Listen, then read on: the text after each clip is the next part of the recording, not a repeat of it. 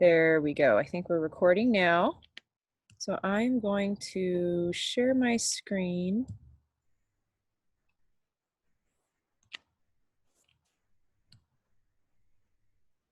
All right, so we'll go ahead and start with this poem. Like I said, I'm not going to make you guys volunteer to read it. We're not going to do the repeat after me thing this year, just because Zoom makes that a little bit more awkward. So I'm going to go ahead and read the poem, and then we'll get started with the lecture. So this is In la Quech. Tú eres mi otro yo, you are my other me. Si te hago daño a ti, if I do harm to you, me hago daño a mí mismo. I do harm to myself. Si te amo y respeto, if I love and respect you, me amo y respeto yo. I love and respect myself. All right. So we're going to go ahead and get started with this lecture. And like I said, I didn't really have a lot of time to rehearse it. So we're just going to take it as it goes, and I may stumble trying to remember what I was going to say at different slides, since I didn't actually take a lot of notes on this one. So I want to explore how truth is created in our lives, how reality is constructed for us. And so for that, we need to talk about knowledge. So what do you think, Lily or Sebastian, either one of you, what do you think knowledge is? Let me move this.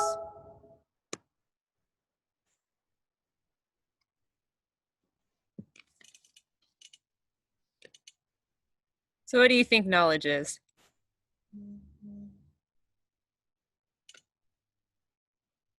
Knowledge is power. Knowledge is power. Yeah, it definitely gives us a form of power. And a lot of philosophers agree with that. But there's something else that philosophers will look for when they call something knowledge. So what do you think that might be? Just theorizing. Even the new guest. What do you think knowledge is? This is being recorded. Knowledge is, I don't know actually.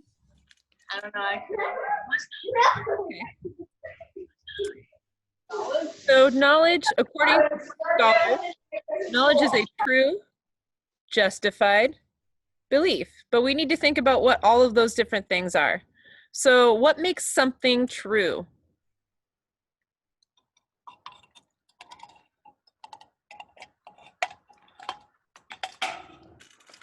Actually, this is something that I wanted to type in there. So what can you guys think, what makes something true?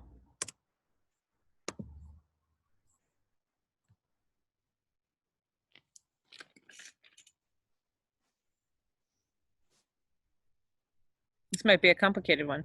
How about you, Lily? What do you think makes something true for you? When somebody tells you something and you say, that must be true, what makes you think it's true?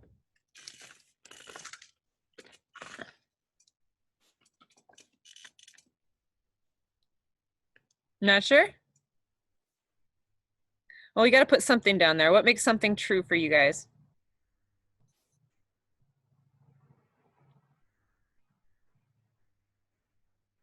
The heck? Your beliefs. Go back outside. Okay, so we have lots of different things, but belief.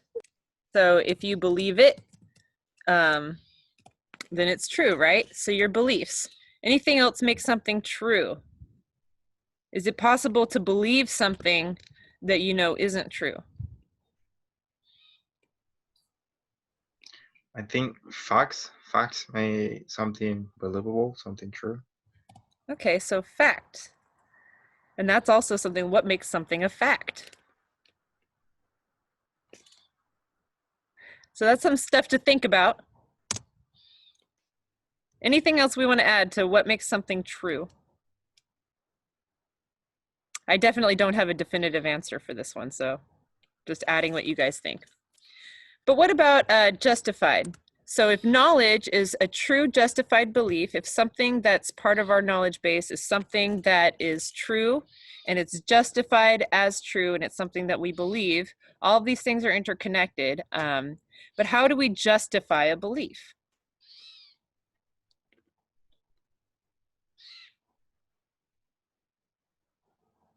Evidence. Evidence, awesome. Oh, that's bolded still. What else? What helps justify a belief?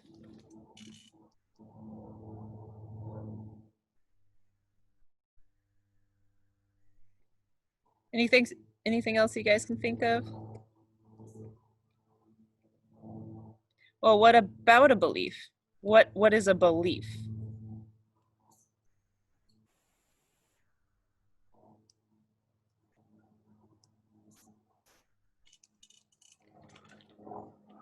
What would be a belief? Even if we find a definition from the dictionary. Can you think of a belief? What is a belief, Lily?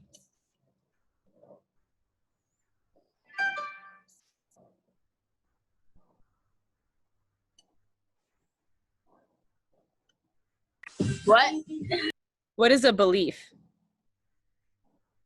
Something you believe in? So what would make you believe in it though? That one's a little bit harder to answer for sure. So, Something that you accept.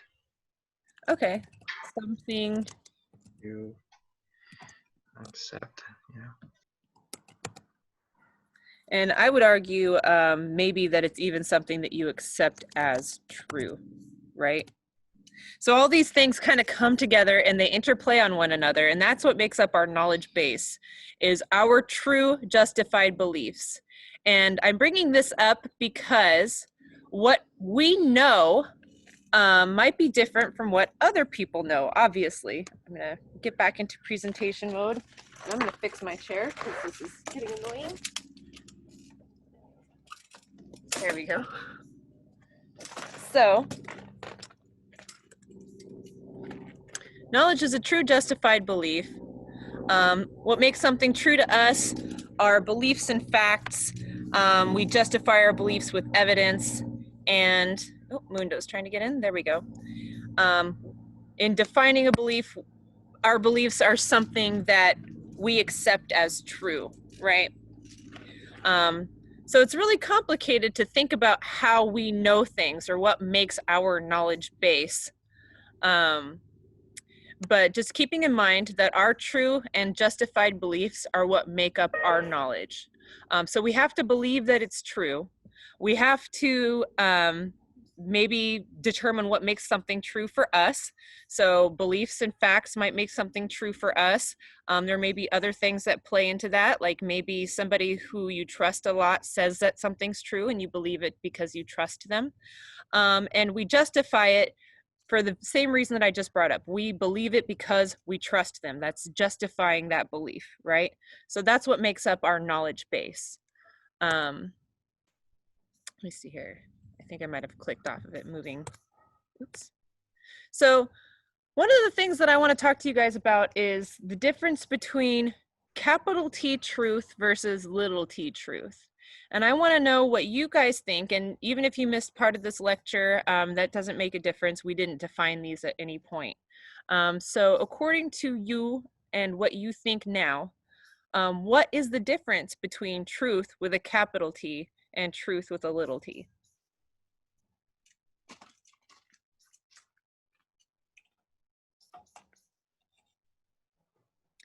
So this isn't something that I have the answer for. I'm waiting for you guys to tell me what you think.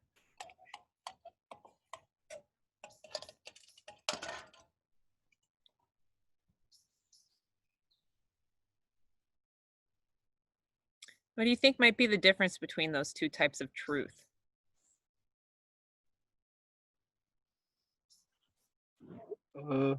One could be more significant. What do you mean by that?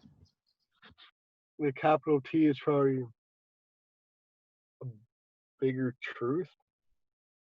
Okay, so by a bigger truth, do you mean that it deals with something that's a bigger subject or a bigger subject? Okay. What else? What do you think might be the difference between capital T truth and little t truth? And this is something that philosophers debate back and forth about. So a lot of the time, when people talk about truth, we're talking about capital T truth, right? We're talking about a big truth. We're talking about something that everybody believes is true, right? So we all believe that the world is round at this point. Actually, I don't think we all believe that. There are some people who don't believe that, right? So that's something that they know isn't true. It's a true justified belief in their system. But for the most part, we all agree, we all believe and find that it's justified based on facts, which we believe to be true, that the world is round, right? And so that's a capital T truth. That's a big, significant truth like Mundo was talking about, but it's also a truth that we all agree on. But little t truth is a little bit different. What do you guys think little t truth is?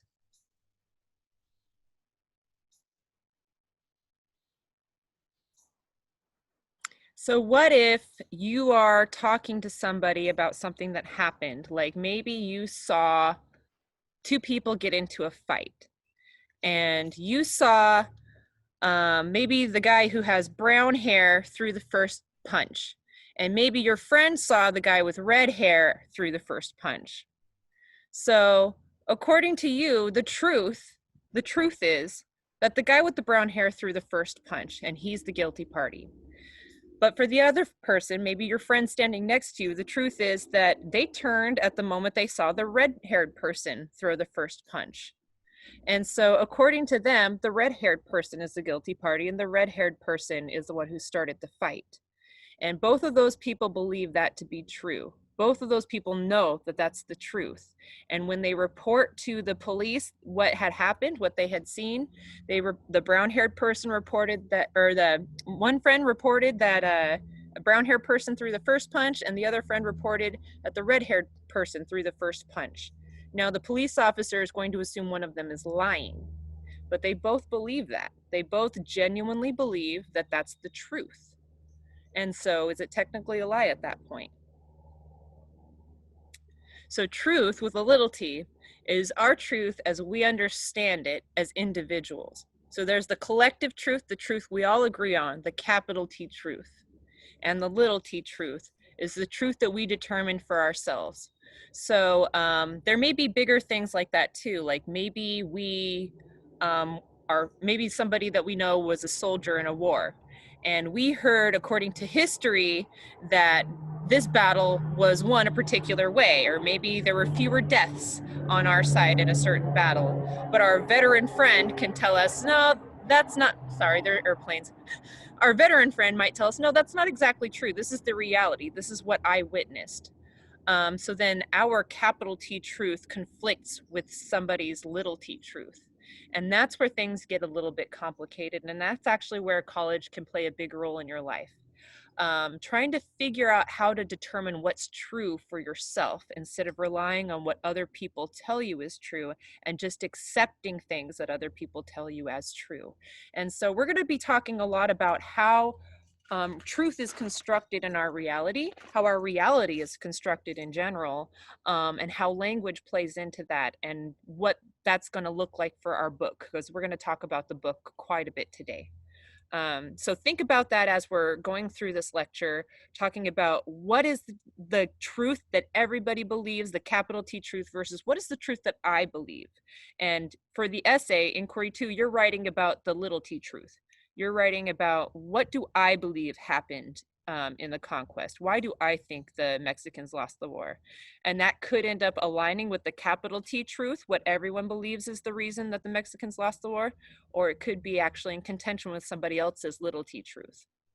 And I just want to warn you guys, there are going to be some images in here and some things that are a little bit offensive, but that's the purpose, that we're looking into the ways that language creates reality for us, and all of this is based off of how language impacts the way that we think about truth and reality.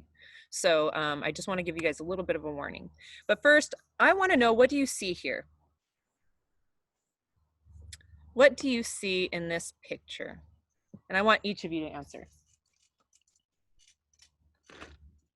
A duck. A duck. What do you see, Sebastian?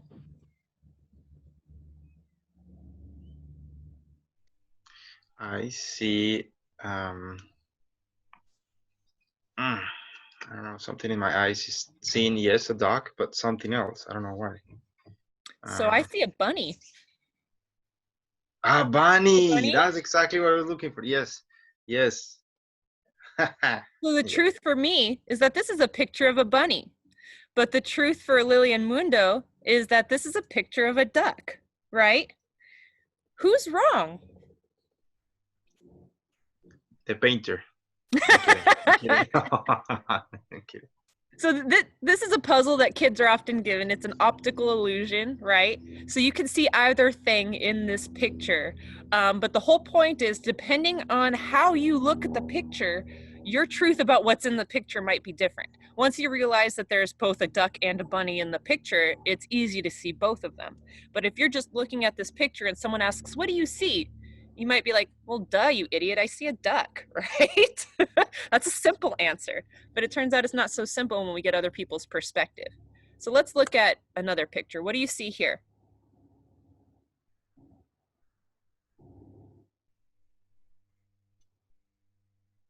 Old people. Okay. What do you see, Mundo? Two people looking through like a doorway and something else. A mariachi guy or somebody with a big hat singing, and the other lady is listening while drinking probably tequila. Yeah. So actually both answers are right. And Mundo was kind of in the middle too. So he saw both images at the same time. So you have this image of two older people looking into each other's eyes, maybe an older couple. But we also have this guy here playing the guitar. This guy, his mouth is the pupil of the older guy's eye. His face is the eyelid. His hat is the eyebrow. His head is actually the doorway, as you can see. And then we have the woman here. We have somebody holding dishes on her head, which is the forehead of the older woman. We have the pupil of the older woman is the nose on the other character. And you can see the dress is part of the lady's chin, and the folds of the dress are part of the lady's wrinkles and stuff. So it really just kind of depends on how you look at things. It depends on how you interpret things. And that's what college is going to be a lot about. You're going to be learning things, you're going to be reading books, you're going to be talking about books, and ultimately you're going to walk out not trying to figure out what the teacher wants from you, but you're going to walk out of that class determining how you're looking at the picture. And there are lots of different ways to look at these pictures, and there's no wrong way to interpret what you see. And so that's something to keep in mind, and that's also something to keep in mind as we're reading this book. So, flies. I want to know what you guys think when you hear certain words. So the first one we're going to talk about is a rose, a really simple term. So I want you guys to picture a rose. When you've pictured the rose that you want to picture, hold your thumb up.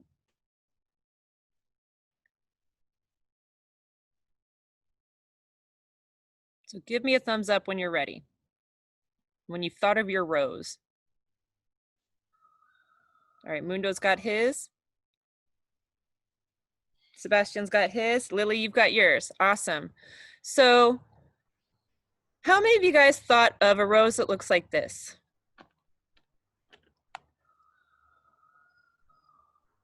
No? No one? What about a rose that looks like this? Or a rose that looks like this? And it looks like none of you guys thought of roses that looked like this, which is kind of the point. What do your roses look like? So I want to hear about your roses. I want to hear what kind of rose were you picturing? I guess it's kind of like the first one, but wasn't as dark. Yeah. What about you, Lily? I was picturing a rose someone drew me. Oh, okay. Cool. And Sebastian, what were you thinking? I was thinking like the second one, honestly. Kind of like the second one, so maybe a Yeah. multicolored rose? Yes. Yeah. So most of the time when people are asked to picture a rose, they'll picture something that's personal to them. So a rose that they've seen before. A lot of images that we get on TV and the internet and stuff are showing us red roses. Red roses are really like prominent because in our culture, they represent love and affection. And Valentine's Day, you buy a bouquet of red roses. You don't buy a bouquet of white roses because that has a different cultural connotation to it, right? But often people don't really think about those multicolored roses that are out there. They're really interesting, rare roses. And this is actually a real rose. This is a Neil Diamond rose. You can grow it in your garden. You can pick a bouquet of them, right? And actually, very few people think of wild roses. And these are the roses that we have in the Pacific Northwest, or are native roses that look like kind of like daisies. When I pictured a rose, I actually pictured an orange rose, which is a little bit different. And even though I put this together, I was still picturing that orange rose because the image that came to my mind when I thought of the word rose, or when I saw the word rose, was that orange rose. And so already our reality of rose is changing based off of our own individual little t truths. So let's do this again, but let's think about a duck. I want you guys to picture a duck in your head.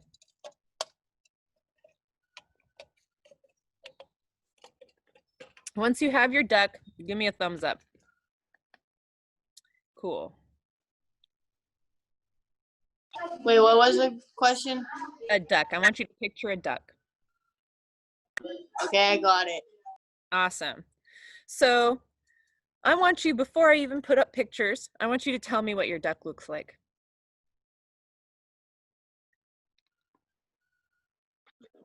The duck I'm thinking of is like light yellowish and has a yellow beak.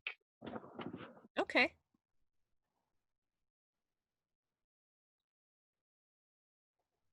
How about you, Lily? I pictured Donald Duck. Okay.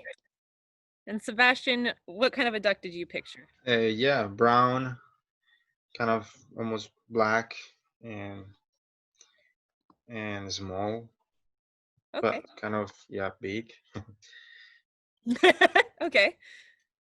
So my guess is that none of you guys thought of this duck then, right? And these are the ducks that we see most often in Washington. These are the mallard ducks. And maybe you could also think a pretty common duck is this duck, is the white duck, the farm duck, or the Making duck, right? Or this is the duck that I pictured because recently I watched a documentary about wildlife in China. This is the Mandarin duck. But we even had somebody picture Donald Duck, who is exactly the last one that I wanted to put up there. So obviously we have a different reality even when we're thinking about something simple like a duck. Even an image of a duck can be really, really diverse depending on how we look at things, how we look at ducks and our relationship to ducks. Actually, you guys probably don't know this, but the school that I went to, Donald Duck was my mascot. So definitely I think about Donald Duck when I think about a duck because we were the fighting ducks. So we were just Donald Duck. I got to click back on here. There we go. So I want you guys to think, how much do these individual words summon up an image for you that actually creates your reality and your relationship with objects themselves? Now, this is a painting called Key to Dreams. There are lots of bugs out here. Called Key to Dreams. It's by René Magritte. I think it was a surrealist era painting, which would make it early 20th century. As you can see on this painting, we have a picture of a horse, a picture of a clock, a picture of a pitcher, and a picture of a suitcase. But underneath it, the labels are actually not the way that we would typically associate with those images. So underneath what we would typically call a horse, it's actually labeled a door.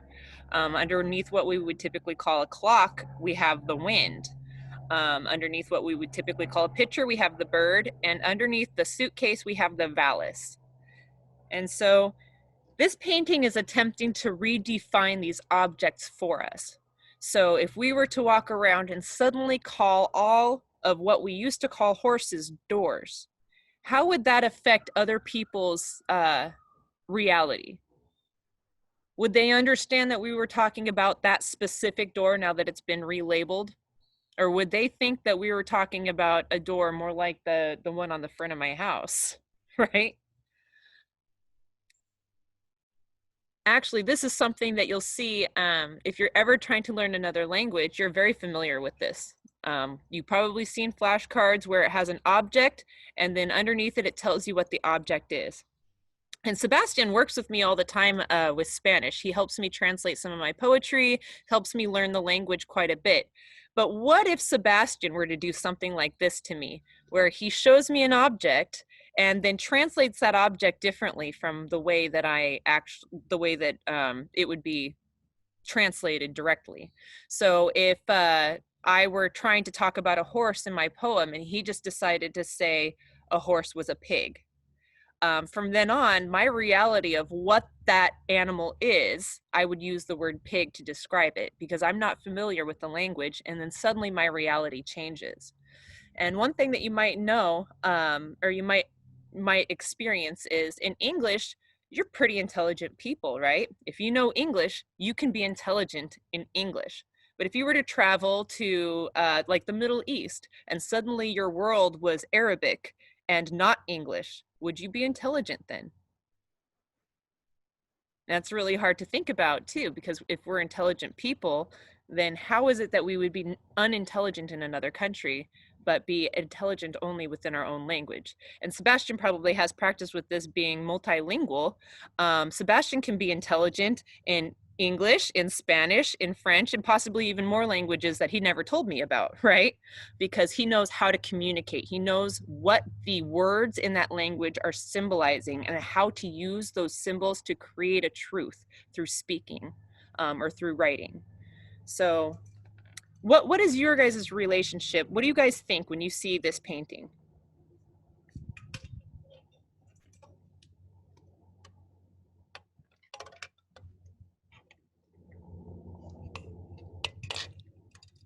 That's a difficult one to answer, but that's what you're going to have, lots of questions like that in college. So think about that. Think about how even the labels, the way that we learned how to speak our own language actually controls how we interact in it, how we understand it. Even our level of intelligence within it is based off of how we were taught to speak the things in themselves. I think it's Martin Heidegger, who he's a philosopher from the 20th century. He was also a Nazi, so be careful quoting him. People don't really like his truth because he was a Nazi in addition to a philosopher. But one of the really valuable things that he said was that there is a difference between the thing and the thing in itself, the signifier and signified. So the signifier would be these words, right? The door, the wind, the bird, the vallis, and the signified would be the objects that they represent. When we see the door, we think of probably different doors. When we see the word the rose, it's signifying something else other than the word itself. If we see the word, maybe that would signify the word itself. But most likely we're seeing a term that signifies something that we can picture that's not word-based. So like when I hear the words the door, I think of a door, like the door on the front of my house or the garage door that's open behind me. I don't think of this animal right here. And so the thing in itself would be the object. The signifier or the signifier would be the words that tell me what that object is, that show me that object. Now we're going to get into more complicated terms because literally the door is something that you can picture. It's an object that you can picture. The wind isn't though, but you know what wind is, right? You can see it blowing through the trees. These are things that are tangible. We're going to start thinking about things that are not tangible too. So we're going to play this game again, but this time I want us to think about communism. What do you think about when you see the word or hear the word communism?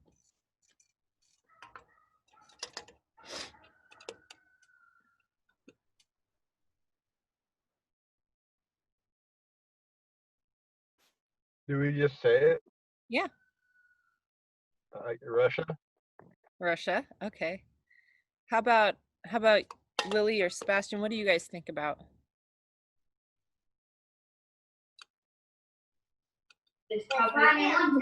What?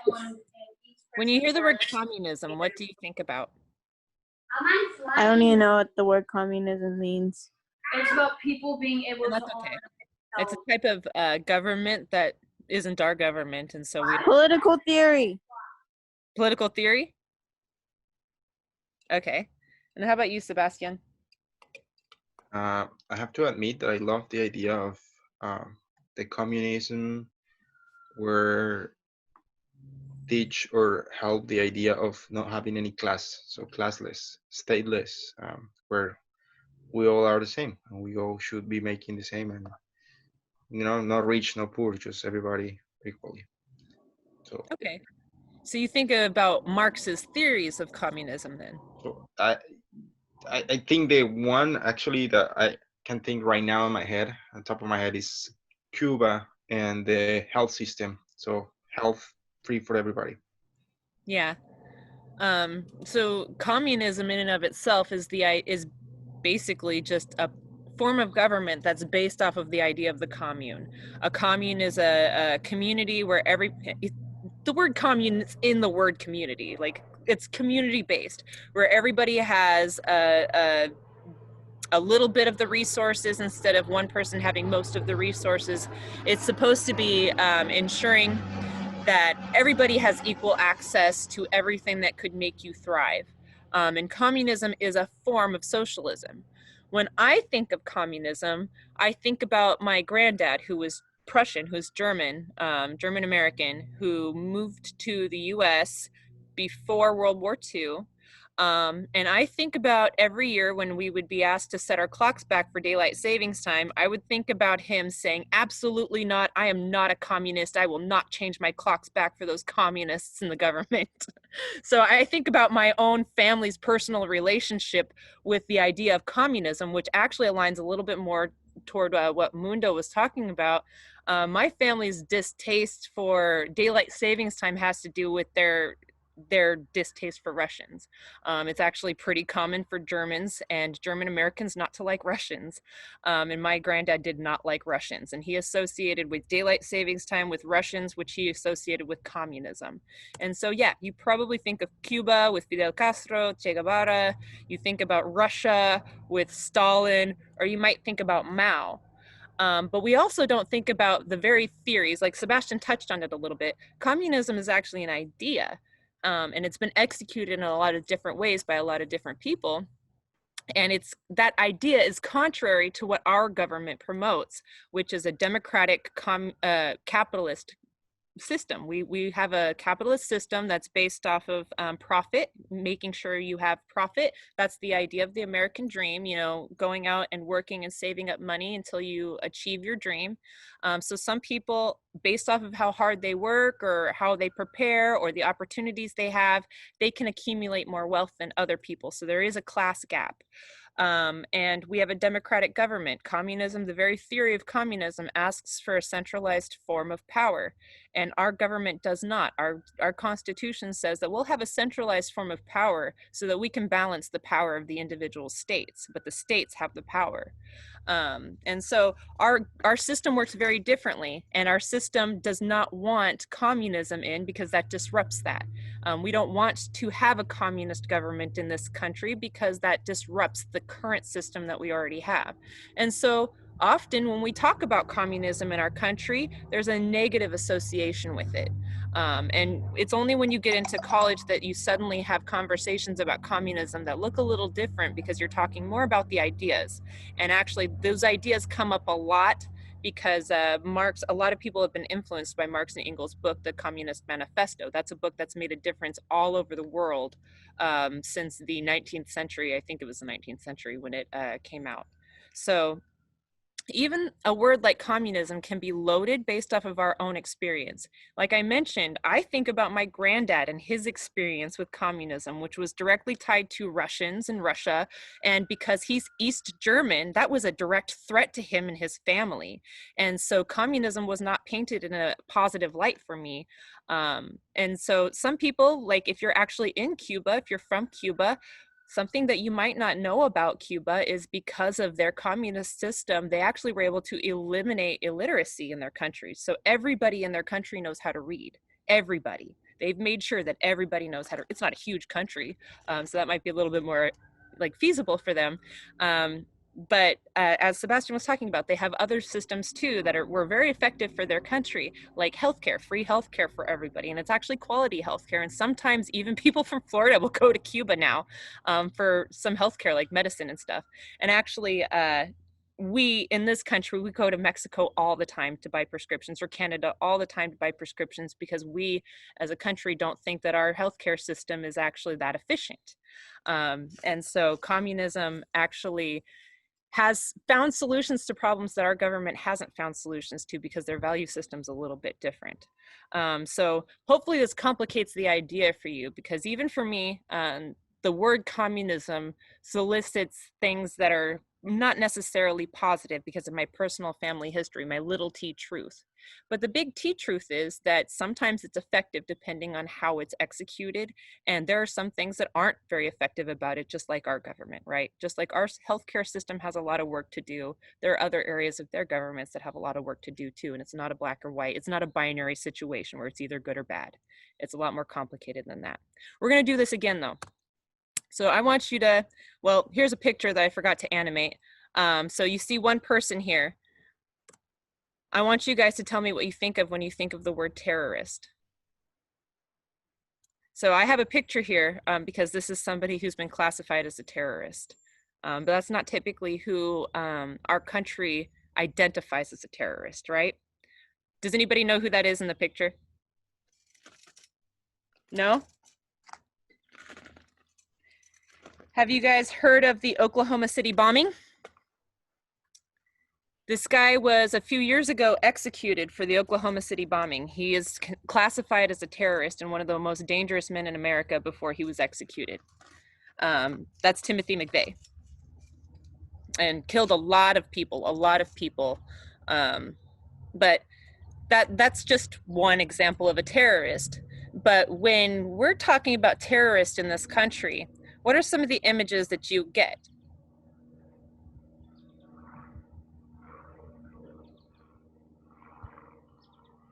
9/11. Okay, yeah, 9/11 is a big one. Anything else? Any other images you get? Osama bin Laden. Osama bin Laden, yeah. So one thing that I experienced actually, and we're different generations. You guys are, I think you guys were even born after 9/11, weren't you? What year were you guys born? I was born on 9/11. Oh, that's right. What about I you, was Moon? born like 2 months before 9/11. Okay, so you did not experience 9/11, really. I mean, you were there, but you weren't really there. You weren't really thinking about it. So your idea of what a terrorist looks like is actually shaped by your parents' experience, or the generation before you, their experience with 9/11. My experience with terrorism is kind of similar to that, because I was 15 when 9/11 happened.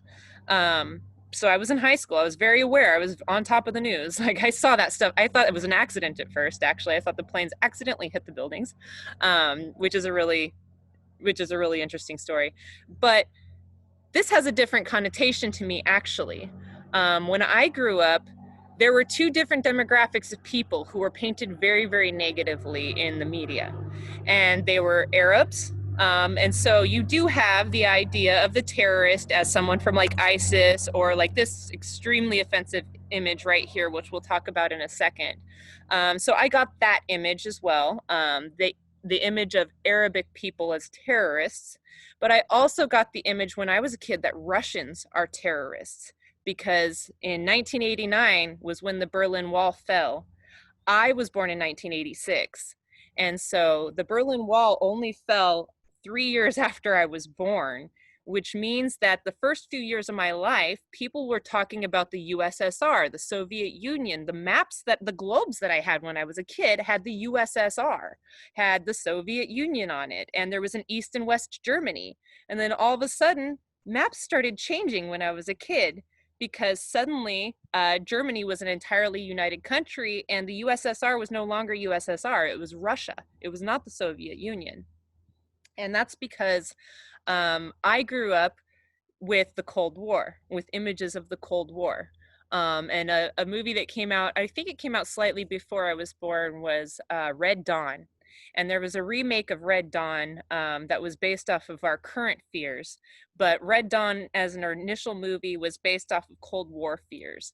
That Russia and, was it Cuba? It was either Cuba or Nicaragua, because we were picking fights in Nicaragua secretly, our CIA. And if you look into the Iran-Contra, you can get an idea of what was going on there. But it was that Russia and I think it was Cuba took over the US, and it was up to these high school students to defend this little section of territory that they had managed. I don't think they ended up like defending the country, but I think they defended their classmates and stuff like that in the movie. But that shaped how people viewed people from Russia and people from the Middle East, or Arabic people. Not all people from the Middle East are Arabic, by the way, just to clarify that. But this image in the middle of a Middle Easterner with a gun, a crazy look in their eye, I want you to remember that. We're going to talk more about this type of thing next week. But all I did for these first two images was I hit replace image for the last slide that I duplicated, and I typed in the word terrorist, and both of these images came up. Now this guy right here, I think he's supposed to be ISIS. Now ISIS is a real terrorist, right? But this right here is a cartoon. It's supposed to be portraying a terrorist. And this terrorist could very easily have been Timothy McVeigh. They could have drawn Timothy McVeigh. They didn't. They're trying to construct this very specific reality for us. And they're using language to do that. And so that's something that you need to keep in mind as you're going through college, but especially as you're reading this book that we're reading, because Diaz is constructing a reality for us. He's creating a history for us. And a lot of people believed that history to be true, to the point where if you read about the conquest in history books, you're reading based off of Cortez and Diaz's experiences in the conquest. And that experience was clearly based off of a Spaniard's perspective, right? So let's look at this again, but let's look at the word alien. And this time I don't have a picture to give away my thinking. So tell me what you guys think. When you get an image of alien, I want you guys to tell me, what are you thinking of when you think of the word alien?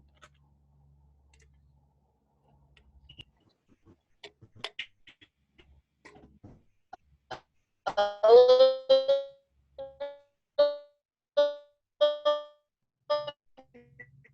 Green thing. A little green thing? Okay, what else? Someone or something that's not like us. Okay, yeah. I mean, that's vague enough that that can apply to a lot of things too. What about you, Sebastian? What do you think?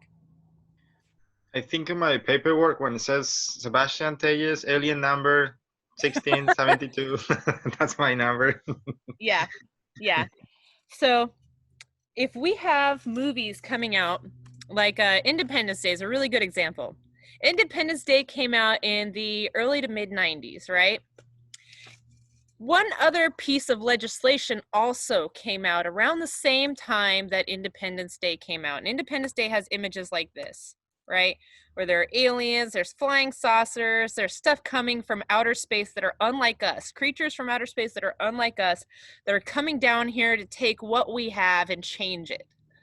But around that time, NAFTA was also passed as legislation. And NAFTA is the North American Free Trade Agreement. And that made it to where actually our country doesn't really pay taxes on the vast amount of resources that we get from Mexico. So when we purchase products from Mexico, when we purchase raw goods from Mexico, we're just paying what they cost. We're not paying the country of Mexico to import that to us.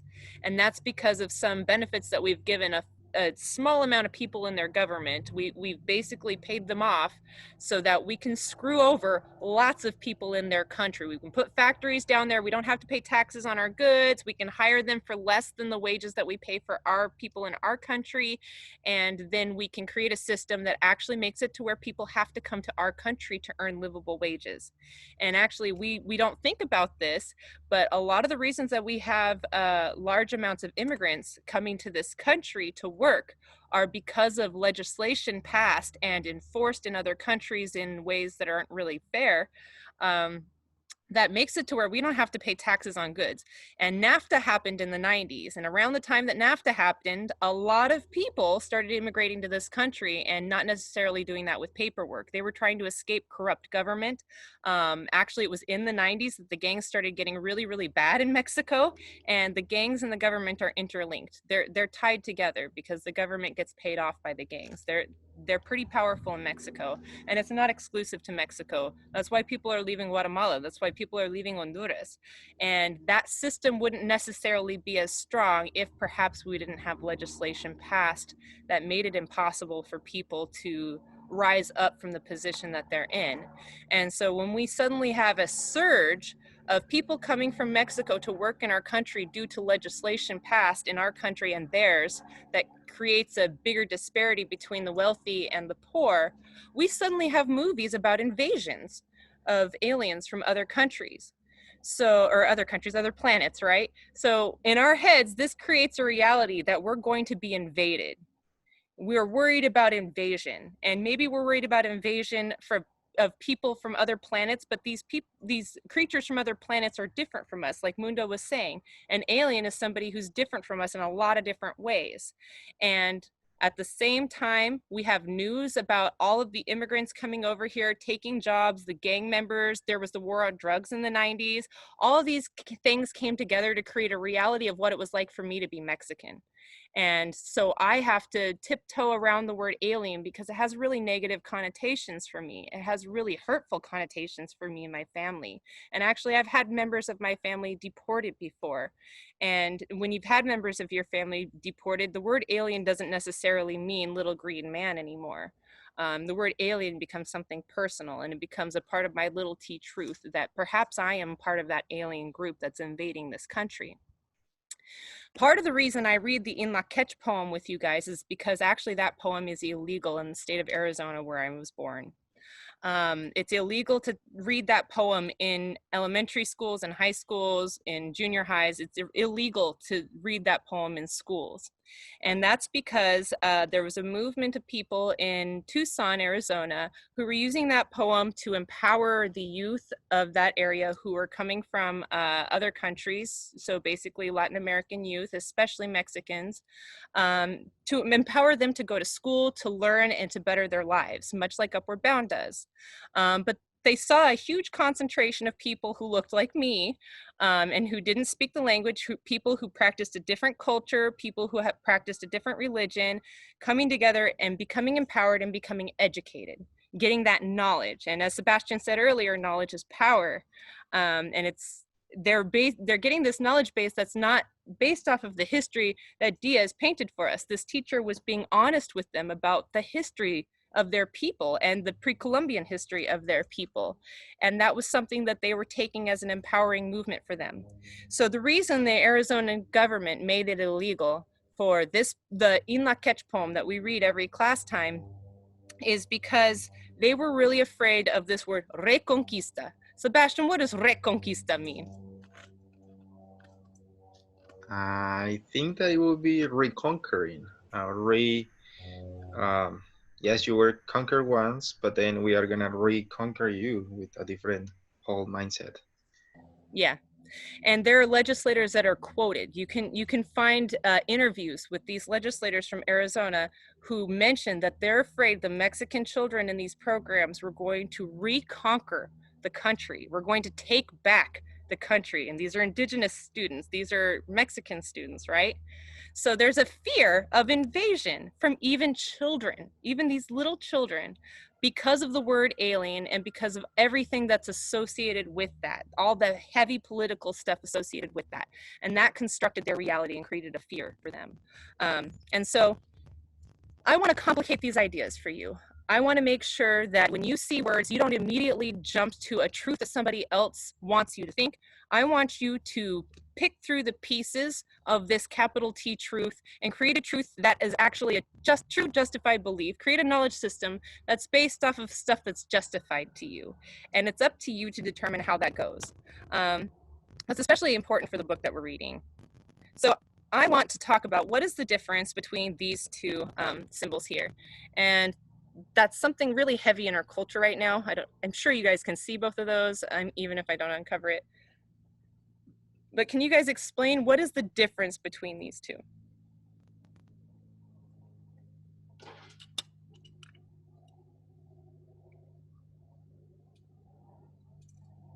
What do you guys think?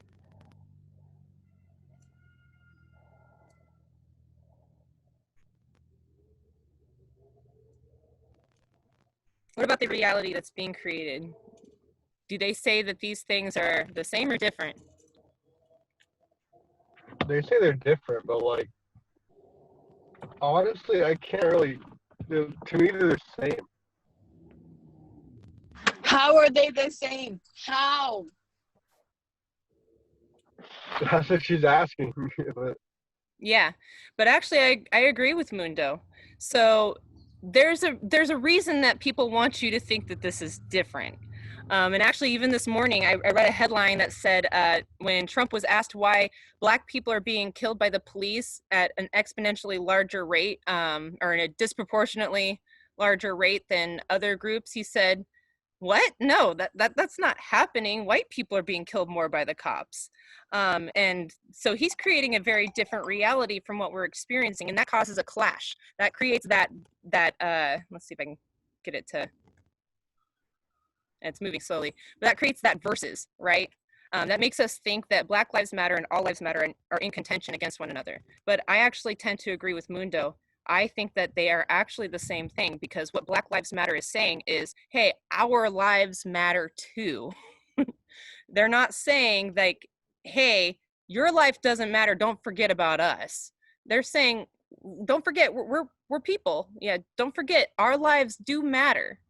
But when people say all lives matter, they're actually saying, well, why are you Black people singling yourselves out?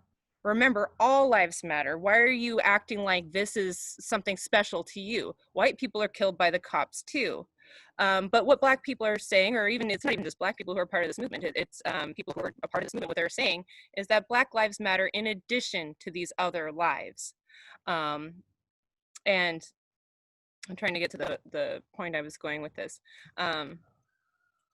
But we're creating, there's this reality that's been created for us based off of stuff that I learned when I was growing up, and perhaps you guys learned a little bit in your community, because it's people around my age and slightly older who are teaching you and grew up with the same values, that the color of your skin doesn't make a difference. Everybody is the same on the inside.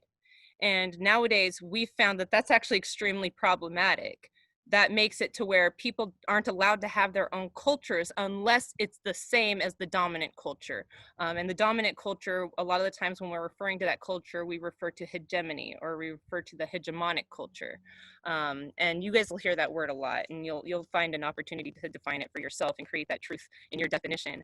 But if we're saying that you need to be more like the rest of the culture, the color of your skin doesn't matter as long as you act like a white person on the inside, then you matter, right? But that's not even how things have been going. That's not even how things have worked historically. And when you have that colorblind narrative, when you're taught that everybody's the same on the inside, then pointing out that people are different becomes offensive. And that's where we get things like all lives matter, because it's people who grew up with very different values, people who grew up hearing the same stories that I was hearing about how skin color is only skin deep, how we're all the same color on the inside, right? We're all the same person on the inside. That's ignoring that we all come from different cultures. That's even ignoring that we have different skin colors and may have different experiences as a result of that. I'm half Mexican, and because I am half Mexican and half white, I can speak English really, really well. And you can't exactly tell that I'm Mexican. I can probably tell people that I'm Italian, and have people believe me. And that's because I don't fit into this category or their understanding of what a Mexican should be. So if I'm walking down the street, I don't have to worry about people harassing me like they might if I had darker skin, or if I very obviously didn't speak English as a first language. And I'm guessing, Sebastian, you probably experience discrimination once people hear your accent or stuff like that. You probably encounter obstacles as a result of that. And that's because it's obvious when he speaks that he speaks a different language as his first language. That's not to say that, like I said, Sebastian's intelligent in multiple different languages. So that's not to diminish how well he speaks English, but it's obvious that he speaks another language as his first language. Just like when I speak Spanish, it's really obvious that Spanish isn't my first language, right? So this all plays into how we see the world. Have I been cutting out? Just give me a thumbs up if you guys have been able to hear me. Oh. Okay, cool. So I want to take a look at these headlines because this is what's creating our reality now. This is how language is being used to construct our reality today.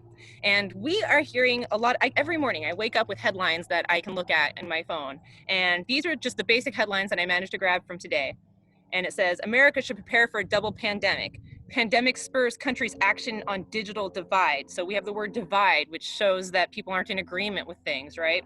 And then you have coronavirus is a pandemic of historic proportions, expert says, as cases climb in South and Southwest. So this is really dismal. We should prepare to have another virus going through our country. There's something about things that are going on politically that have divided us. We're hearing about more and more cases. This is a historic pandemic. We need to take action now. This is really urgent and it's really dire news. So what this is doing for us is it kind of makes us scared, right? We're afraid to go out and do things. We're afraid to question these things. But let's look at the other news headlines. I think I just got bit. We can see, let me see if I can move this. I can't move the, there we go. Why isn't it moving? There we go. So you can see the foreign news, and this is all, you can see the headlines at least. As you can see, this is all BBC News. That's just the easiest way for me to find foreign news headlines in English. India coronavirus videos by Nobel laureate help fight pandemic. Coronavirus, will women have to work harder after the pandemic? Coronavirus, what is the true death toll of the pandemic? And US Treasury sent 1.4 billion of pandemic aid to dead people. So there are a couple different things happening here. One, they're trying to show us that there's some kind of hope. So maybe not with the women having to work harder after the pandemic, but we're seeing somebody's going to help us fight the pandemic. The true death toll may not be accurately depicted, so it may be lower, it may be higher. We can take that how we want to. Oops. US Treasury sends $1.4 billion of pandemic aid to dead people. That's sort of making fun of the US. And then at the top, or where did we miss the one?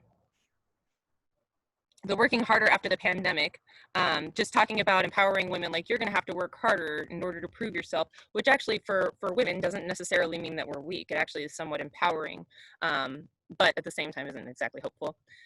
There is a difference between the way that these headlines are worded and what they're trying to get out of us. If we see that we're scared, then we're probably going to watch the news a little bit more frequently. But if we see that if things are hopeful, then we may not need to watch the news quite as diligently as we did before. In other countries, the news doesn't play the same role as it plays in our country. And a lot of the times in our country, there's an effort to incite some sort of opinion.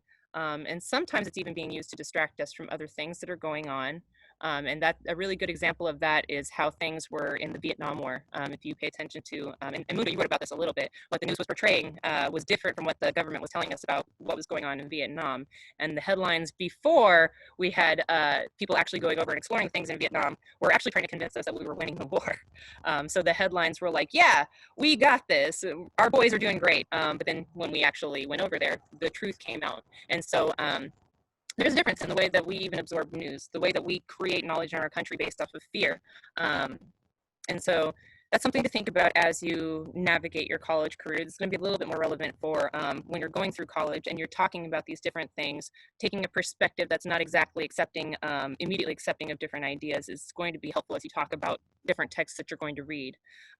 College isn't about agreeing with your own little t-truth. All right, so this is the one that I didn't have time to post an image, but this is the last slide. It's actually a video. There we go. And it's at 7:30, and I think I still have the video up here. So I want to use this as an opportunity to talk about how language shapes our reality. And this is talking specifically about another country and how that country uses language to control and create the reality for their citizens. I'm trying to go up to 7 minutes and 30 seconds. Let's see, can I get there? All right.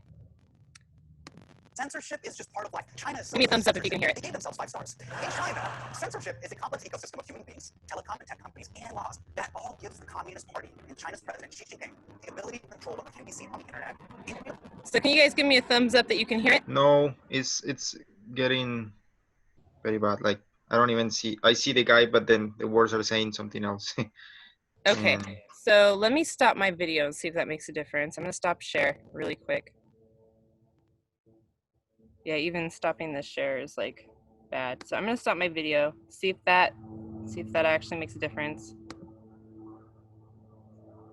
And let's see if the video will play better.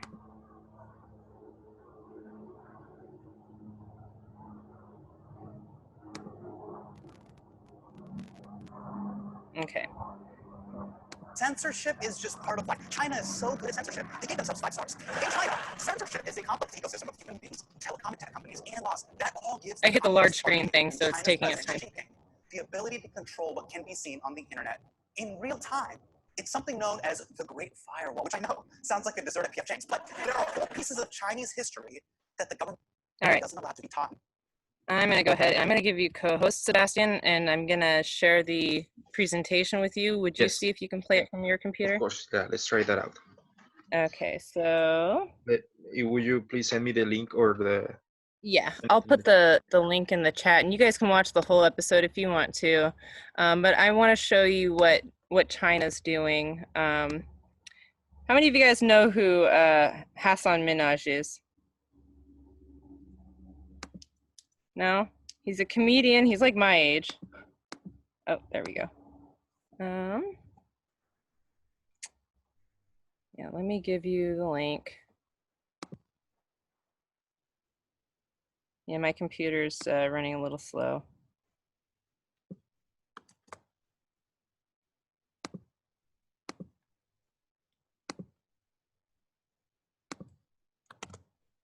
I put it in the chat, Sebastian. All right. So, oh, go ahead. All right. So we've just heard about a lot of things that are going on in China right now. We heard about we heard about Muslims being forced to go into labor camps. We heard that a lawyer who was standing up for rights was actually completely erased from their internet searches, that they can't actually use like Google or Facebook or any of those things over there, and that actively people are trying to use little linguistic tricks to get past the censors. So as we can see, yeah, I don't know what my computer's saying. So let me know if you guys can't hear me. But as we can see, the Chinese government is greatly regulating the citizens of China and their ability to interpret the reality that the rest of the world sees, or the truth that the rest of the world sees is true. But they have their own truth that they're instilling in people. And one of the things that we have seen recently is the U.S. government and the Chinese government kind of battling back and forth about whose fault the pandemic is. And a lot of the things that we'll hear is like, oh, they're lying, no, they're lying. I mean, it comes down to how we interpret that truth. So all of this is just to talk about what is truth and how does language construct that for us. And actually, I had spent a little bit more time talking about this stuff than I had intended because I added a few extra slides this morning and brought a few extra things into the conversation than I was planning. But we actually had a seminar that we were supposed to do today. And some of the things that I want you guys to consider, and I don't think that I can share my screen right now because the computer's giving me a warning. I think my computer's getting too hot. So I had hoped to talk about a few different passages on page 203, page 224, and page 250. But here's what I'm going to say. There is a passage, I think it's the one on page 224. Let me double check.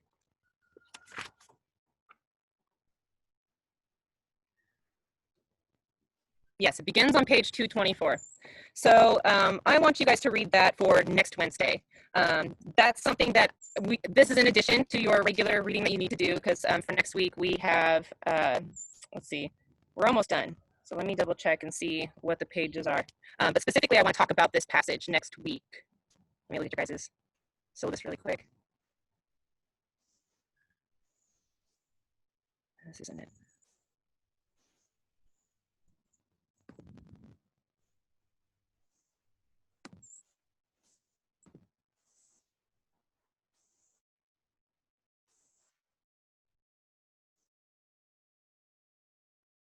Why am I not seeing the syllabus? There we go.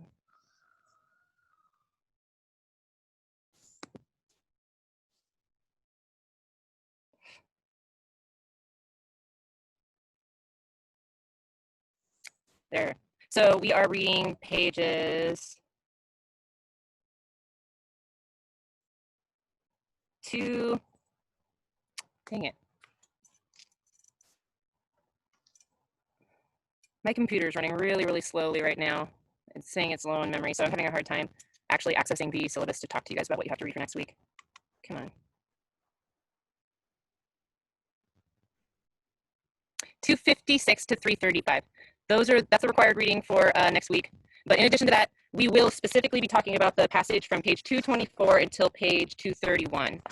It's the passage where Diaz is describing Moctezuma and the services that Moctezuma receives from his people. So that's what we'll talk about in a little bit more detail next week, in addition to the new section of reading that you'll need to do. And we also have, I believe, Inquiry 1 draft number 1 will be due on Monday as well. And we'll have conferences next week. I think I made a mistake and I told you they would happen this week. They're happening next week. So after you complete your draft 1 for Inquiry 1, I'll schedule a conference with you. I can't look at the syllabus and give you guys specific deadlines because my computer's running too slowly for that. But do you guys have any questions about what we're going to do that doesn't have to do with the details, since they're all on the syllabus that I can't access? Do you have questions about the lecture especially?